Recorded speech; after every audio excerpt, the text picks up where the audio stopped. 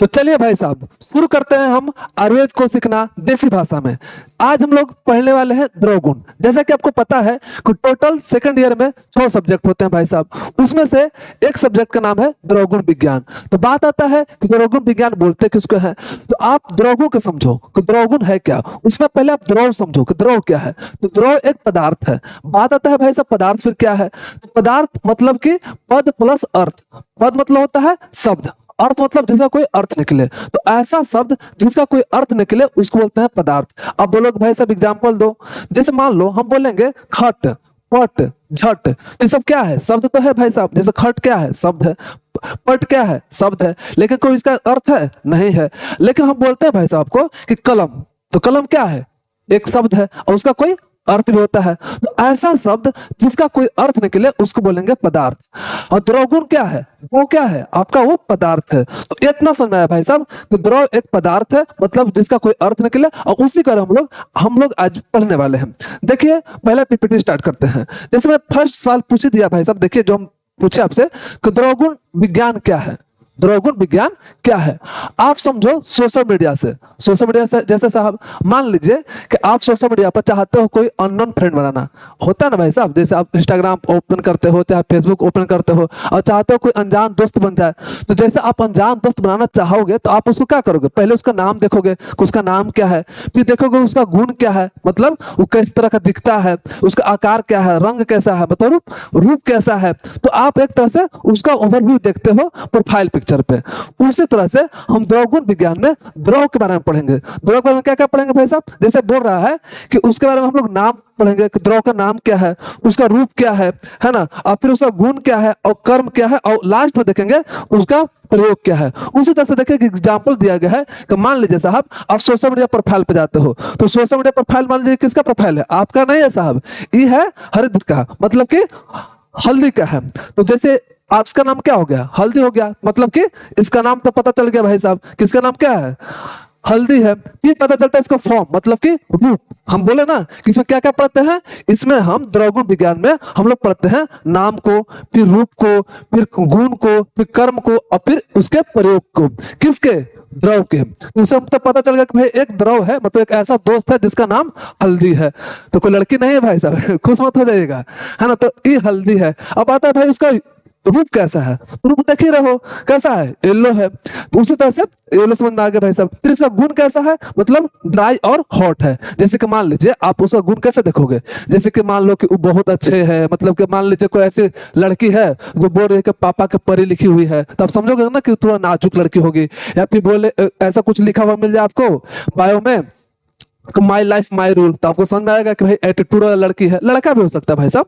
तो सिंपल सा क्या है कि गुण पता चलता है कि कौन सा गुण है। उसी तरह से हम द्रव का भी गुण पता करते हैं, किसमें, द्रवगुण विज्ञान में। अब जैसे मान लीजिए फिर कर्म, इसका काम क्या है, जैसे कि आपको हल्दी का काम पता ही होगा कि बैक्टीरियल इन्फेक्शन को ठीक करता है, फिर वायरल इन्फेक्शन को ठीक करता है, आपको पता होगा। और नहीं पता है तो हम लोग आगे भी जानने वाले। तो कर्म मतलब उसका काम क्या है। जैसे मान लीजिए सोशल मीडिया के तौर पर देख लीजिए, सोशल मीडिया पर आप देखोगे उसका क्या, आप उसका पोस्ट देखोगे कि उसका पोस्ट कैसा है, मतलब कि देखो ब्लॉगिंग करती है या फिर करता है, तो समझ में आएगा कि मतलब ट्रेवलिंग करना पसंद है। अगर आप देखोगे कि वो क्या कर रहा है, कि डांस कर रही है चाहे कर रहा है, तो आपको समझ में आएगा भाई ये डांस करना इसको पसंद है। तो ये सब क्या है, कर्म है। उसी तरह से हम लोग द्रव का कर्म देखेंगे, किसमें, द्रवगुण विज्ञान में। तो भूलेगा मत, कहानी मत फंसेगा भाई साहब। कहानी हम इसलिए बताते हैं ताकि आपको समझ में आए, क्योंकि हम आयुर्वेद को देसी भाषा में समझने की कोशिश कर रहे हैं। फिर बात लास्ट में आता है इसका प्रयोग। अब जैसे मान लीजिए लड़की हो चाहे लड़का हो, सोशल मीडिया पर आपको पता चल गया कि उसका नाम क्या है, उसका रूप कैसा है, मतलब रूप मतलब सुंदर है, अच्छा है, जो भी है, उसका रूप कैसा है, उसका गुण क्या है। तो लास्ट फिर ये भी पता चलेगा उसका काम क्या है। तो फिर देखेंगे लास्ट में इसका प्रयोग। अब औषध का प्रयोग कैसा है, मतलब किसका कैसे प्रयोग करेंगे, कौन से रोगी को देंगे, कौन से रोग में उपयोग करेंगे, ये तो प्रयोग होगा। उसी तरह से जस्ट मान लो कि कोई लड़की है ना, तो आप पसंद कर लिए, तो उसका प्रयोग क्या होगा, हो सकता है आप उसको दोस्त बनाना चाहो, हो सकता है आप उसको गर्लफ्रेंड बनाना चाहो, या हो सकता है उसको पत्नी बनाना चाहो, तो ये हो गया प्रयोग।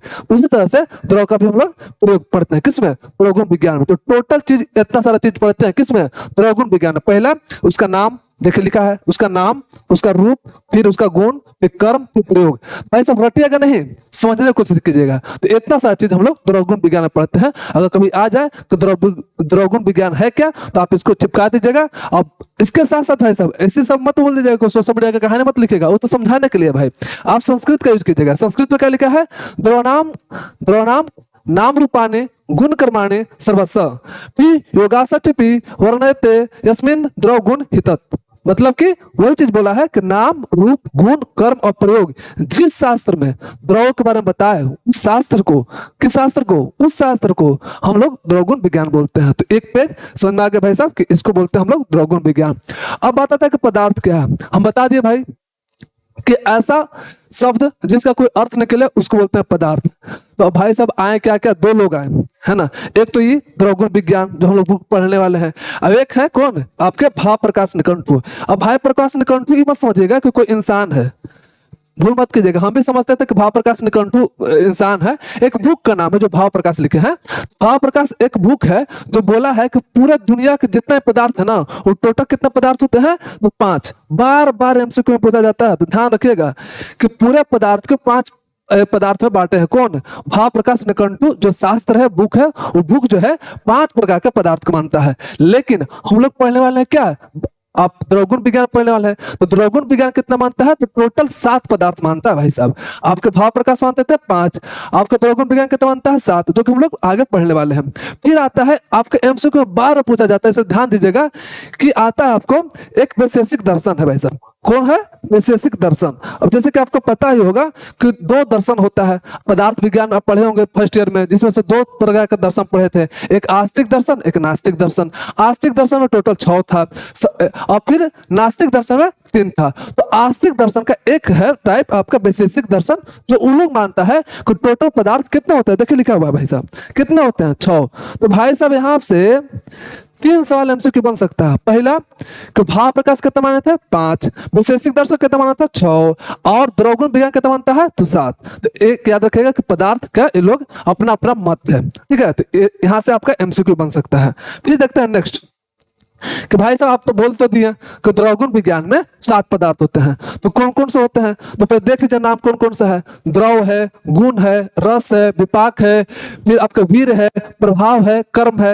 ये टोटल जो है इतना आपके 7 पदार्थ है, और 7 पदार्थ के बारे में धीरे धीरे हम लोग जानेंगे कि कौन क्या है। तो आप घबराइए नहीं कि इतना सारा नाम कैसे आगे, द्रव क्या है, गुण क्या है, रस कौन है, विपाक कौन है, तो हम लोग धीरे धीरे चीजों को जानेंगे। तो अल्टीमेट बस इतना समझ लीजिए कि 7 पदार्थ हैं, और 7 पदार्थ कौन कौन सा है, रस है, मतलब पहले तो द्रव है। देखिए द्रवगुण विज्ञान पढ़ रहे हैं तो ऐसे याद रखेगा, द्रवगुण है तो द्रव और गुण तो आएगा ही। तो आपका आ गया द्रव गुण, फिर आता है रस, विपाक, वीर, प्रभाव और कर्म। भाई सब इसको याद कैसे रखेंगे, है ना।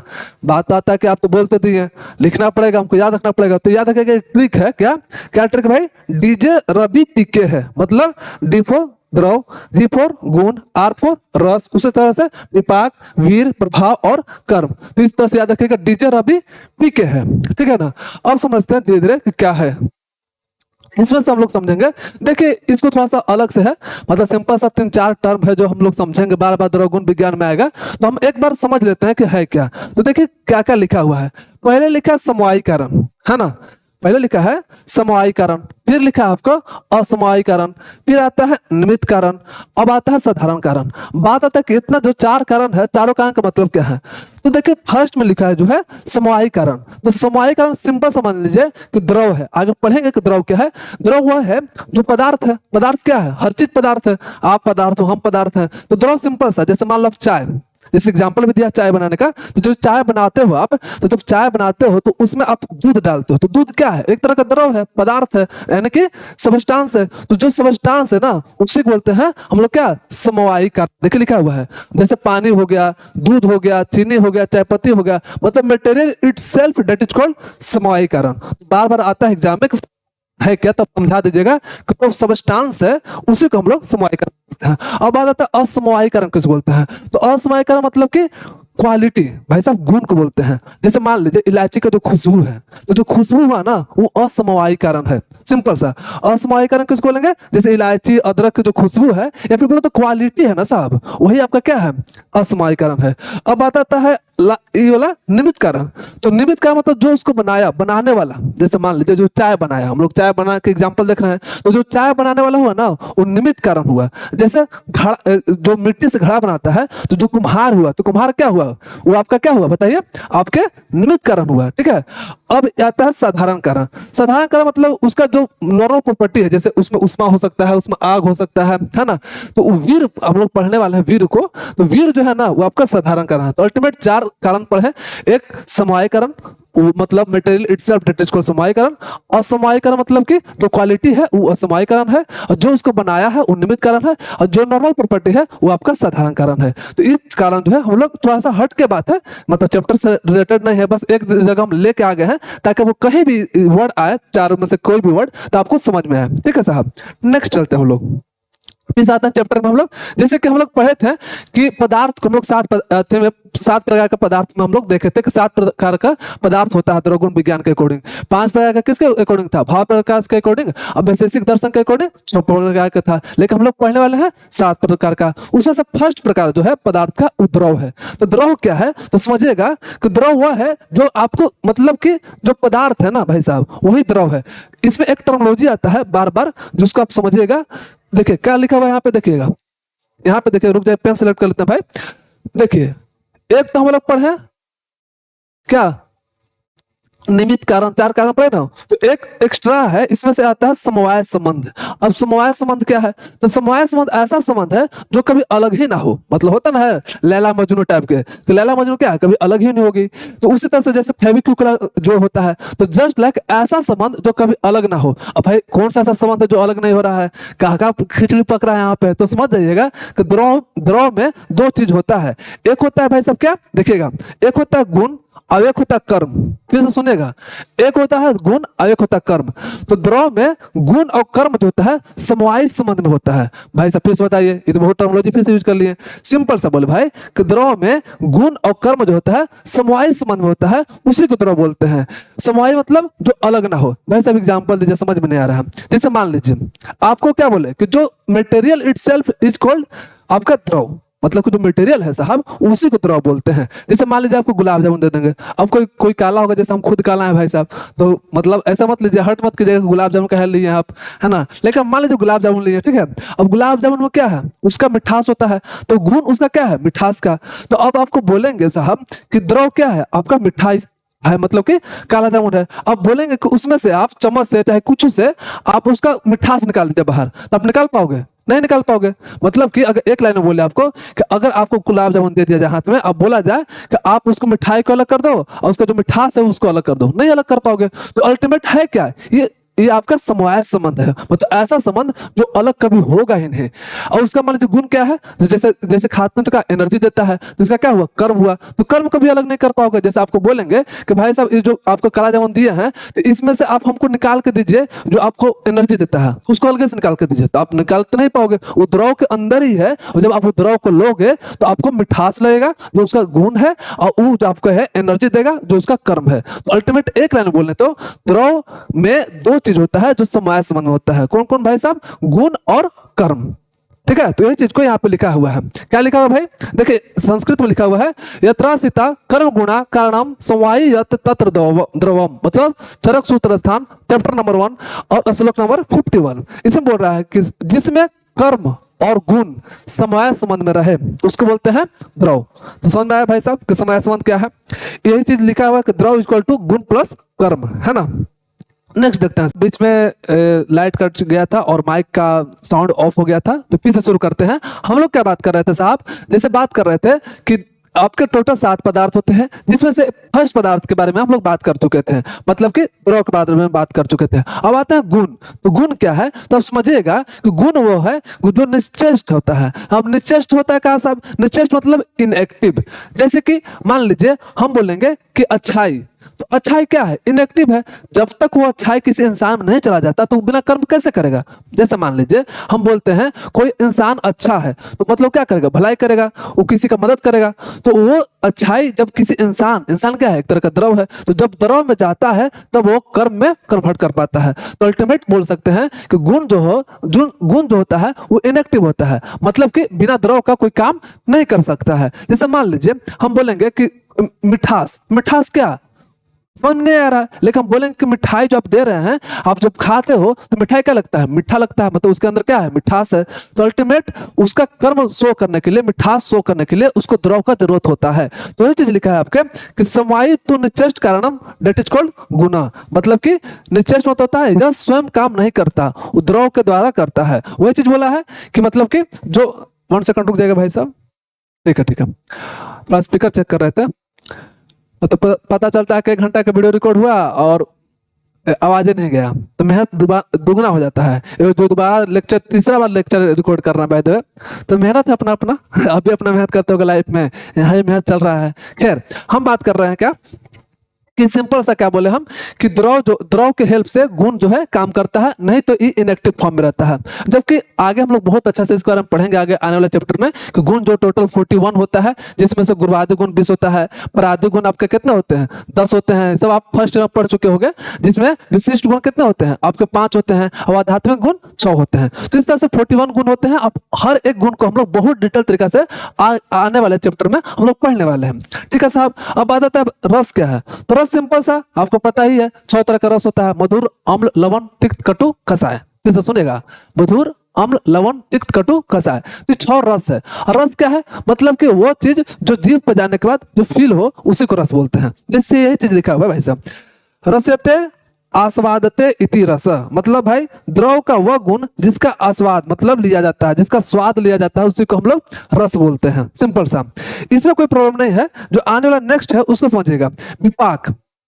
अब बताता है भाई विपाक क्या है, तो समझिएगा 2 तरह का है। रस क्या है, जैसे आप बिफोर द डाइजेशन, मतलब कि डाइजेशन के पहले ही आप फील कर पा रहे हो, तो वो चीज जो बिफोर द डाइजेशन फील कर पा रहे हो, जो जीभ पे फील कर पा रहे हो, वो आपको रस हो गया, जो हम समझा चुके हैं। विपाक क्या है, आफ्टर द डाइजेशन, है ना, पोस्ट डाइजेस्टिव इफेक्ट बोलते हैं इसको, पोस्ट डाइजेस्टिव इफेक्ट, मतलब डाइजेशन के बाद जो इफेक्ट शो कर रहा है उसी को विपाक बोलते हैं।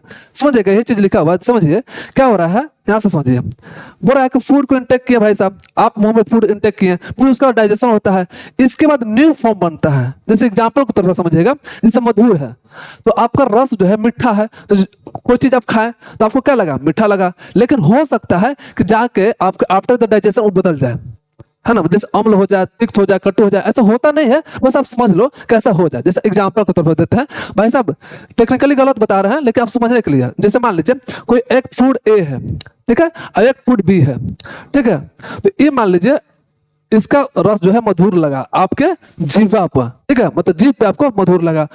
अब ये जो है अम्ल है, ठीक है भाई साहब, ये भी आप रुक जाइए, इसको मान लीजिए मधुर है, ठीक है, ये भी मधुर ही है, मतलब कि ए को भी खाए आप जीभ पर डाले तो आपको मधुर लगा साहब, बी को खाए फिर भी जीभ पर डाले तो आपको मधुर लगा, लेकिन क्या हुआ, डाइजेशन के बाद ये मधुर ही रहा, मतलब कि मधुर था तो मधुर रहा, ठीक है। अभी जो है मान लीजिए अम्ल में बदल गया, ऐसा होता नहीं है भाई साहब, फिर बता रहे हैं, हम बताते हैं कैसे कैसे कन्वर्ट होता है, बात बताते हैं। अभी समझिएगा कि मधुर मान लीजिए मधुर में रह गया, है ना, लेकिन मधुर जो है आफ्टर द डाइजेशन अम्ल में हो गया है, तो ये जो दोनों जो हुआ ना भाई साहब, ये आपका विपाक हुआ, ये दोनों जो है विपाक है। ये दोनों जो है आपको जो आपके जीभ पे फील हुआ वो रस है, सिंपल, मतलब कि post digestive effect is called विपाक, है ना। तो जो आपका डाइजेशन के बाद फील हुआ उसको विपाक बोलते हैं, इस सिंपल सा। तो वही चीज बोल रहा है आपको कि फूड इंटेक किए फिर डाइजेशन हुआ और इसके बाद न्यू फॉर्म बना, उसी को हम लोग विपाक बोलते हैं। अब विपाक कितने होते हैं, आप लोग एक चैप्टर है विपाक ही, तो उसमें हम लोग पढ़ेंगे, लेकिन अभी समझ लीजिए कि जैसे कि रस जो है, 1 सेकंड रुक जाइए साहब, रस जैसे है हम बता दिए कि रस कितना है, 6 है, मधुर है, अम्ल है, लवण है, फिर तिक्त है, कटु है, और आपका लास्ट कसाय है। अब होता क्या है, ये आपके 6 रस हो गए, लेकिन विपाक 3 होते हैं। प्लीज बता रहे हैं आने वाले चैप्टर में हम लोग पढ़ेंगे, एक विपाक चैप्टर ही है तो सब पढ़ेंगे। जैसे हम लोग पढ़ते हैं विपाक आपके 3 होते हैं। पहला, अगर मधुर रस खाते हो तो उसका विपाक मधुर भी होता है, अगर आप मधुर रस खाते हो तो उसका विपाक मधुर होता है। और इसके साथ साथ लवण, लवण भी होता है भाई साहब। मतलब कि अगर आप मधुर खाते हो चाहे लवण खाते हो तो आपका जो विपाक हुआ मधुर होगा। अब पता कैसे चलेगा? अब जैसे कि आप बोलोगे कि तो तुक्का मारना हो गया, जैसे कि हम लोग जीभ पर डालते हैं और तो पता चलता है कि भाई मीठा है तो बोलते हैं मधुर रस है, खट्टा है तो अम्ल रस है, जो तो इस हिसाब से लवण टाइप का है तो लवण रस है, साल्टी है तो बोलेंगे लवण रस है। तो ये तो हम बता सकते हैं जीभ के अकॉर्डिंग। लेकिन आफ्टर द डाइजेशन कौन सा रस में कन्वर्ट हो रहा है ये कैसे पता चलेगा? ये तो लग रहा है तुक्का मारना पड़ेगा फिर। तो ऐसा बात नहीं है भाई, तुक्का नहीं मारे थे आचार्य, बोले थे ऐसे कि भाई जो तीन विपाक है, एक है मधुर, एक है अम्ल और एक है कटु, तो जो तीन विपाक है वो ऐसे पता चलता है। जैसे कि आपको आगे पढ़ोगे रस के बारे में, जब रस चैप्टर पढ़ाएंगे तो हम पढ़ाएंगे आपको कि मधुर का एक अपना गुण होता है, अपना कर्म होता है। मधुर क्या करता है? शरीर को बड़ा करता है। इसलिए बोला जाता है कि अगर आप फैट हो, आप पहले से मोटा हो तो मधुर मत खाओ ज्यादा, मतलब मीठा चीज मत खाओ, उससे क्या होता है आपका फैट बढ़ता है, मतलब कि मोटा ज्यादा हो गए। तो अल्टीमेट हमको ये समझाता है कि जैसे कि वो चीज विपाक, विपाक मतलब जो पोस्ट डाइजेस्टिव इफेक्ट्स हो किया, मान लीजिए मधुर किया तो इसका बाद उसका कर्म दिखेगा, मतलब कि शरीर क्या होगा? मोटा होगा। तो हम समझ में आएगा कि हाँ भाई जो आप खा रहे हो, इंटेक कर रहे हो, तो अल्टीमेट में क्या चीज में कन्वर्ट हो रहा है? मधुर में कन्वर्ट हो रहा है। तो एक लाइन में बोले तो कि जो आप खाते हो इसके बाद पोस्ट डाइजेस्टिव इफेक्ट जो है, जो विपाक है, वो विपाक के कर्म के आधार पर हम बता सकते हैं कि इसका विपाक क्या हुआ होगा, मतलब किस रस का कौन सा विपाक होगा, उसके कर्म के आधार पर बोलते हैं, तुक्का के आधार पर नहीं बोलते हैं। तो वही चीज बोल रहे हैं हमको कि मधुर अगर आप रस खाते हो चाहे लवण रस लेते हो तो मधुर विपाक बनता है, लेकिन अम्ल रस लेते हो तो उसका विपाक अम्ल होता है। याद रखिएगा भाई साहब, बार बार ऑब्जेक्टिव आता है। बाकी तीनों जो है तिक्त कटु कषाय, इसका जो विपाक होता है आपके कटु विपाक होता है। तो तीन तरह का विपाक होता है, मधुर, अम्ल और कटु, तीन विपाक होता है। और विपाक पता कैसे चलता है? तुक्का नहीं है भाई साहब, ये आपके कर्म के आधार पर पता चलता है कि उसका कैसा कर्म है। तो आपको समझ आया विपाक क्या है, जो कि बहुत अच्छा कॉन्सेप्ट था जो हमको समझाना था। ये निष्ठा था भाई, निष्ठा है, विष्ठा नहीं होता, निष्ठा है। आप निष्ठा पाक पढ़ोगे, दो एक विपाक होता है, एक निष्ठा विपाक होता है, एक अवस्था पाक होता है। एक निष्ठा पाक होता है, एक अवस्था पाक होता है, जो हम लोग पढ़ेंगे चैप्टर में जब आएगा विपाक चैप्टर। सबका एक एक चैप्टर है भाई, द्रव एक चैप्टर है, गुण एक चैप्टर है, विपाक है, रस है, इस सब का एक एक चैप्टर है। वो सब चैप्टर में हम लोग अच्छे से डिटेल से पढ़ेंगे। तो निष्ठा मतलब अंतिम, तो जो अंतिम है ना उसी को आपको क्या बोलते हैं? विपाक बोलते हैं। चलिए देखिए लाइन लिखा हुआ क्या कि रस जीभ पर पता चलता है, जबकि विपाक क्या पेट में पता चलता है। ठीक है, नेक्स्ट देखिएगा, नेक्स्ट में लिखा है वीर क्या है। तो वीर समझिएगा कि वीर है येन कुर्वन्ति तद वीर्यम, मतलब कि जो इंटरनल फोर्स है। भाई साहब कोई चीज करोगे, जैसे मान लो कि आप कुछ सामान उठाते हो, है ना, चाहे किसी को उठाते हो, दोस्त को उठाते हो, ऐसा मत सोचिए उल्टा पुल्टा, लेकिन मान लीजिए किसी को उठाते हो आप, तो उठाने के लिए इंटरनल पावर चाहिए, इंटरनल एनर्जी चाहिए। तो जो द्रव की इंटरनल एनर्जी है ना वही आपका वीर है। हम लोग आगे पढ़ेंगे भी, वीर एक चैप्टर भी है, उसे पढ़ते हैं दो। वैसा वीर बहुत तरह का होता है, अपना अपना आधार पर बांटा गया है, लेकिन हम लोग पढ़ेंगे शीत वीर होता है, फिर उष्ण वीर होता है, ऐसा वीर जिसमें उष्णता पैदा करे। तो अल्टीमेट इंटरनल पावर है जिससे द्रव कोई भी कर्म को करता है। तो वही चीज लिखा है भाई साहब कि जिसके द्वारा द्रव अपना कर्म करता है, या फिर मतलब शक्ति ही क्या है? वीर है। देख रहे हैं, समझ लीजिएगा कि जिसके द्वारा अपना द्रव जो है काम करता है उसी को हम लोग क्या कहते हैं? वीर कहते हैं। अब बात आता है प्रभाव क्या है। अब समझिएगा दो टर्मोलॉजी है जो सबसे जबरदस्त है। एक तो प्रभाव जो हम लोग समझने वाले हैं, अब एक क्या था आपका विपाक जो हम लोग समझ चुके हैं। अब प्रभाव क्या है समझ लीजिए। अब मान लीजिए एक एग्जांपल के तौर पे, मान लीजिए कि आप चाय बनाए, ठीक है, दो एग्जांपल लेंगे, दोनों एग्जांपल से समझ लेंगे। पहला मान लीजिए चाय बनाते हैं, चाय में सेम चीनी डालें, है ना, दूध भी सेम डालें, पानी दूध में अगर आप चाहते हो कि पानी डाल दो तो पानी भी डाल दिए, है ना। तो आप हर एक चीज सेम डालें, जितना फ्लेम रखते हो उतना ही फ्लेम रखे, हर एक चीज आपका जो प्रोसेस होता है सब सेम सेम।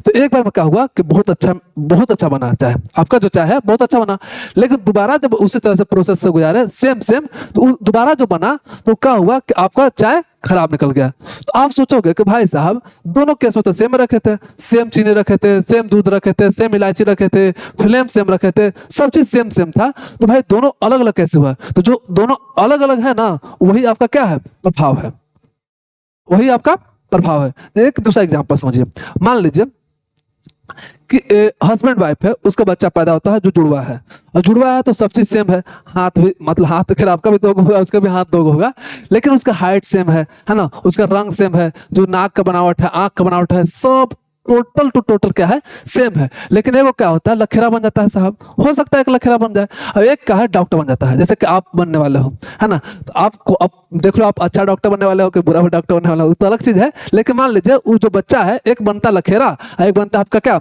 डॉक्टर बनता है, तो अब उसके माँ समझ नहीं पा रही है कि सब चीज तो सेम था लेकिन यहाँ अलग अलग कैसे हो गया। तो जो अलग अलग दिख रहा है ना साहब, वही क्या है, प्रभाव है। जैसे एग्जाम्पल के तौर पर अब आयुर्वेदा पढ़ रहे हैं तो आयुर्वेदा का एग्जाम्पल क्या है, तो दो एग्जाम्पल लिया गया है, एक आपका दूध है और दूसरा एग्जाम्पल घी है। सुनिएगा भाई साहब, एक एग्जाम्पल दूध है, एक एग्जाम्पल घी है। तो इससे क्या होता है कि आपका रस, गुण और वीर, हम लोग पढ़े रस क्या है, गुण क्या है और वीर क्या है, तो दो पदार्थ का रस, वीर और गुण बराबर रहता है। तो साइंटिस्ट मतलब कि आचार्य लोग सोचते थे कि भाई रस इसका सेम है, गुण सेम है और वीर सेम है, तो सोचते थे कि इसका कर्म भी सेम ही होगा, स्वाभाविक सी बात है, जब सेम है तो कर्म भी सेम होगा। लेकिन हुआ क्या, ऐसा देखा गया कि दूध का जो कर्म है सामान्य कर्म, जो काम होता है अपना काम करता है, लेकिन घी का काम क्या करता है, दीपन, मतलब कि आपका डाइजेस्टिव फायर करता है, मतलब कि डाइजेशन को आपको मतलब होता है ना भूख लगना, तो आपको भूख लगाता है। अब जैसे मान लीजिए कि आपका आग तेज कर देगा, भूख तो ज्यादा लगेगा, स्वाभाविक सी बात है। तो अल्टीमेट हमको ये समझ में आया कि घी कर रहा है आपका दीपन का काम और दूध कर रहा है सामान्य काम, मतलब दीपन का काम नहीं कर रहा है। तो दो अलग अलग कर्म जो शो कर रहा है ना, उसी को हम लोग क्या बोलते हैं, प्रभाव बोलते हैं एक लाइन में। तो देखिए यहाँ पे इसका रस क्या है, मधुर है, तो इसका भी मधुर रस है, इसका वीर क्या है, शीत है, तो इसका भी वीर शीत है, लेकिन कर्म क्या है, अलग अलग है। तो जो अलग अलग कर्म हुआ ना, वही आपका क्या हुआ, प्रभाव हुआ। समझ रहे हैं भाई साहब। नेक्स्ट चलते हैं हम लोग, तो वही चीज लिखा है रस वीर विपाका नाम सामान्यम विशेष कर्मणा, मतलब कि सब चीज सेम सेम था लेकिन क्या हुआ, कर्म अलग हो गया, मतलब कि अलग अलग काम हो गया। क्या नेक्स्ट देखते हैं हम लोग, फिर तक कर्म क्या है। तो जैसा कि आपको पता है कर्म तो सिंपल सा है, जो आप करते हो, जैसे दौड़ रहे हो, कूद रहे हो, फान रहे हो, तो जो भी चीज है वो सब कर्म है। तो उसी तरह से द्रव में, तो द्रव जो काम करता है वो कर्म बोलते हैं। जैसे मान लो रोग को ठीक करता है, रोग हो सकता है मान लीजिए कि बैक्टीरिया मारता है, तो बोलेंगे कि उसका क्या काम है, उसका बैक्टीरिया मारना काम है, तो काम तो समझ में आता है भाई कर्म क्या है, सिंपल सा एक्शन इज कॉल्ड कर्म। तो ये चीज बोल रहा है कि संयोग च विभाग है, मान लो किसी चीज का संयोग करना, किसी दो चीज को मिलाना क्या है, कर्म है। कोई किसी दो चीज को अलग करना क्या है, कर्म है। तो वही चीज लिखा है कि संयोग च विभाग च कारणम द्रव द्रवासितम, मतलब कि चरक सूत्र स्थान चैप्टर नंबर 1 और श्लोक नंबर 42। तीसरा बोल रहा है कि जो द्रव, जो संयोग और विभाग मतलब कि सेपरेशन का कारण हो, उसी को क्या बोलेंगे हम लोग, कर्म बोलेंगे। और कर्म कहाँ आश्रित होगा भाई, द्रव में आश्रित होगा। भाई कोई भी काम जो होता है द्रव के हिसाब से ही होगा ना, मतलब द्रव में रहेगा वही कर्म करेगा ना। अब जैसे बोलेंगे चलना, तो क्या चलना, क्या चल रहा है, और जैसे मान लीजिए हम चल रहे हैं, तो हम क्या है, एक द्रव है और द्रव चल रहा है, तो जो चलना एक कर्म हुआ, किस में आश्रित है, द्रव में आश्रित है ना। तो जो चलना एक कर्म है वो किस में आश्रित है, आपके द्रव में आश्रित है। तो ये चीज बोल रहा है कि जो द्रव में आश्रित होता है। तो इस तरह से हम लोग, माफ कीजिएगा फिर से माइक का प्रॉब्लम हुआ था भाई, पता नहीं किस्मत खराब है या फिर क्या पता नहीं, बार बार माइक खराब हो जा रहा है। खैर शुरू करते हैं। जैसे कि हम लोग देख चुके थे कि द्रवगुण विज्ञान में हम लोग 7 पदार्थ के बारे में पढ़े, सातों पदार्थ अपने अपने अपने अपने में एक चैप्टर ही है।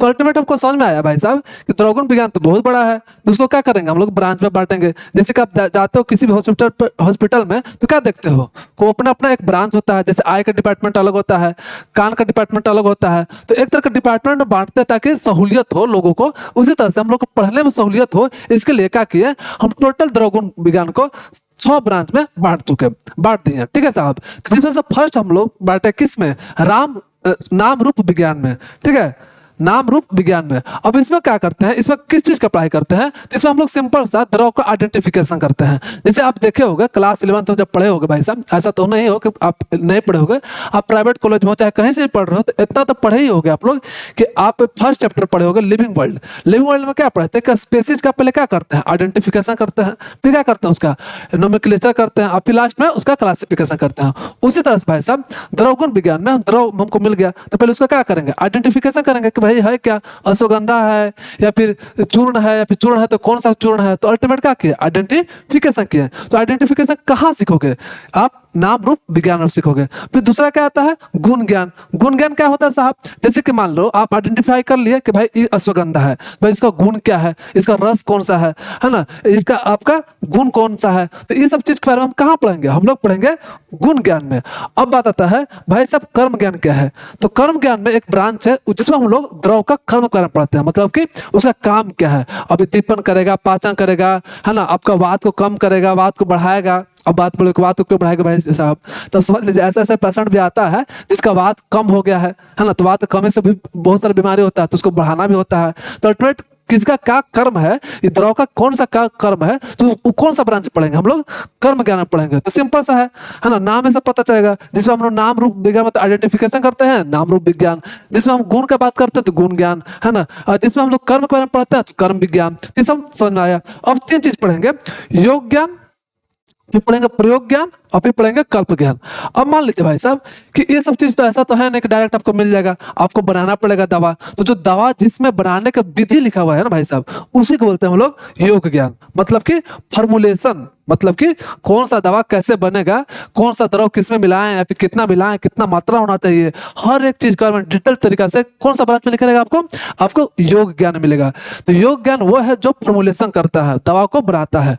अब दवा में बन तो गया भाई साहब। अब प्रयोग ज्ञान में क्या होता है कि मतलब इसका प्रयोग क्या है, मतलब आप जब डॉक्टर बन जाओगे तो हॉस्पिटल में बैठोगे, तो आप हॉस्पिटल में बैठोगे तो कौन सा रोगी को कौन सा दवा देना है, मतलब कौन सा द्रव यूज करना है, और कौन सा रोग को भी कौन सा देना है, मतलब रोगी और रोग को आधार पे हम लोग द्रव का सिलेक्शन करते हैं। तो ये सब चीज कहाँ देखेंगे हम लोग, आप प्रयोग ज्ञान में देखोगे, है ना। किसको कौन सा दवा देंगे तो सब कहाँ देखेंगे, क्लिनिक में देखेंगे। और क्लिनिक में हमको यही तो देखना होता है कि कौन सा रोग है, कौन सा रोगी है, कौन सा द्रव चलेगा। तो ये सब चीज के बारे में कहाँ पढ़ेंगे हम लोग, प्रयोग ज्ञान में पढ़ेंगे। अब मान लीजिए भाई साहब कि ऐसा कोई बच्चा आया, ठीक है।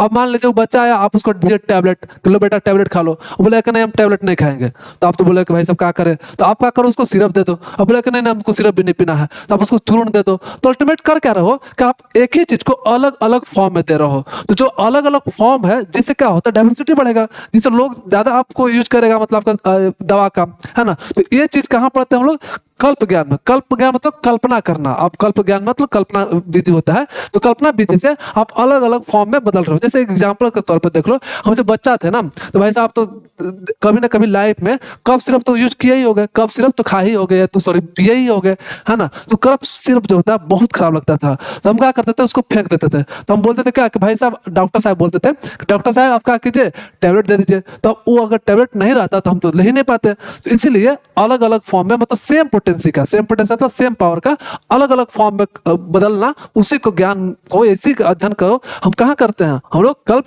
ज्ञान में करते हैं। तो अल्टीमेट 6 ब्रांच है भाई साहब, देख लीजिए। पहला नाम रूप विज्ञान है, दूसरा गुण ज्ञान है जिसमें गुण करना पड़ते हैं, तीसरा कर्म ज्ञान है जिसमें कर्म करना पड़ते हैं, है ना। इस 5वां जो है योग ज्ञान है। योग ज्ञान मतलब फॉर्मुलेशन, मतलब दवा कैसे बनता है उस सब को देखते हैं। फिर प्रयोग ज्ञान है, मतलब उसका क्लिनिक में क्या क्या प्रयोग है, कौन सा रोगी कौन सा रोग है, उसके हिसाब से हम लोग दवा देखते हैं। और फिर कल्प ज्ञान है। कल्प ज्ञान में हम लोग क्या करते हैं, अलग अलग विधि से हम लोग दवा को बनाते हैं, अलग अलग फॉर्म में कन्वर्ट करते हैं। नेक्स्ट देखते हैं हम लोग क्या है, क्या है एग्जाम बूस्टर, मतलब क्या क्या एग्जाम में आ सकता है देख लीजिए भाई साहब। एक बार हट जाते हैं, आप देख लीजिए कौन कौन से एग्जाम में सवाल आ सकता है। जैसे एमसीक्यू है, जैसे फर्स्ट लिखते हैं द्रवगुण में कितने पदार्थ होते हैं, तो पता ही है आपको 7 पदार्थ है। अगर आपको पूछ दे वैशेषिक दर्शन कितना माना था, तो 6 माना था। भाव प्रकाश कितने माने थे, तो 5 माने थे। तो ये सब चीज आपको पता होना चाहिए, है ना। देखिए अगला सवाल आ ही भी गया कि भाव प्रकाश कितने माने थे, तो 5 माने थे। इसी तरह से जो भी सवाल है ये बहुत अच्छा से देख लीजिएगा, है ना। ऐसा नहीं कि कुछ भी उठा कर दे दिए हैं, दोबारा बोलते हैं कि बहुत एनालिसिस के साथ ये सवाल लाते हैं हम। तो एक प्रैक्टिस जरूर कर लीजिएगा। अब इस तरह से हम लोग आगे बढ़ते हैं, है ना। अब देखिए इसमें क्या है कि एक तरह से 1 पेज में पूरा समरी लिखा हुआ है, तो हम थोड़ा हट जाते हैं, आप देख लीजिए, ताकि आप लास्ट टाइम में जब भी आपका वाइवा हो चाहे एग्जाम हो, तो लास्ट टाइम में क्या हो आप इसको देख के जाओ, ताकि 1 मिनट में चाहे 5 मिनट के अंदर आपको पूरा चैप्टर का क्या होगा, रिविजन हो जाए। तो देख लीजिए एक बार, देख लीजिए भाई साहब। तो इसी तरह से आप इस पूरा चैप्टर को कंप्लीट करते हैं। फिर आने वाला लेक्चर में हम लोग सेकंड चैप्टर पढ़ेंगे। फर्स्ट चैप्टर पूरा तरह से कंप्लीट हो गया। अब कहीं भी से भी बुक में कहीं से भी आप पढ़ सकते हो और समझ सकते हो, आपको बहुत स्मूथली आपको समझ में आएगा। तब तक पढ़ते रहिए और मचाते रहिए लाइफ में। तब तक के लिए नमस्कार।